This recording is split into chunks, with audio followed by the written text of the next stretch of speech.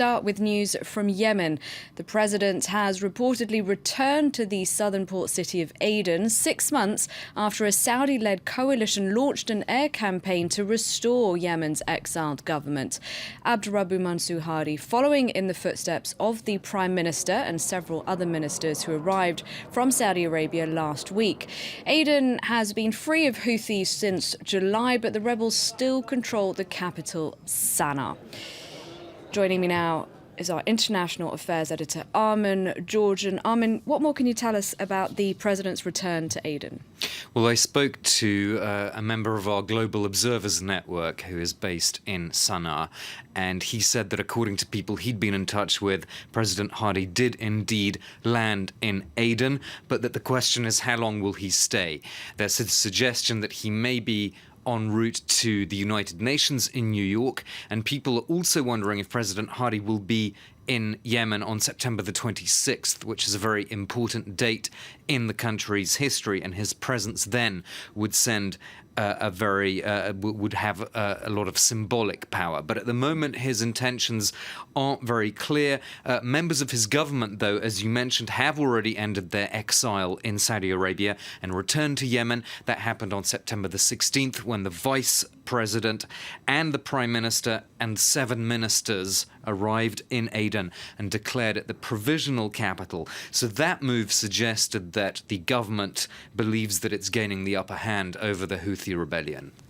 Now, as I mentioned, the Houthis still control the capital, Sana'a. Is the Saudi-led coalition, though, closing in on the capital? Do they look to be winning then?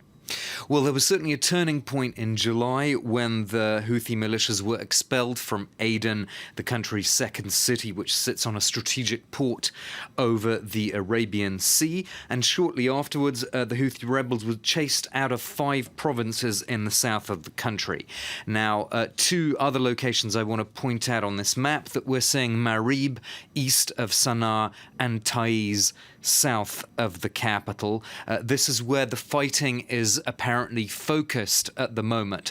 Both of those are strategic locations in terms of encircling Sana'a, but they are still quite some distance. Taiz, for example, about 200 kilometers by road south of Sana'a. So they're not exactly encircling, I mean, perhaps at a distance, but they're not in Sana'a just yet. And according to the observer I spoke to, nobody's expecting an imminent ground offensive against Sana'a itself. But the coalition, the Saudi-led coalition, is certainly keeping up the pressure with airstrikes on the capital and other locations, those airstrikes that continue to cause civilian deaths and injuries.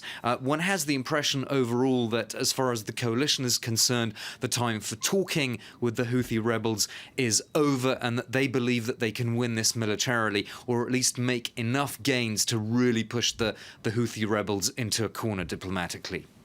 Okay, thank you very much indeed, Armin.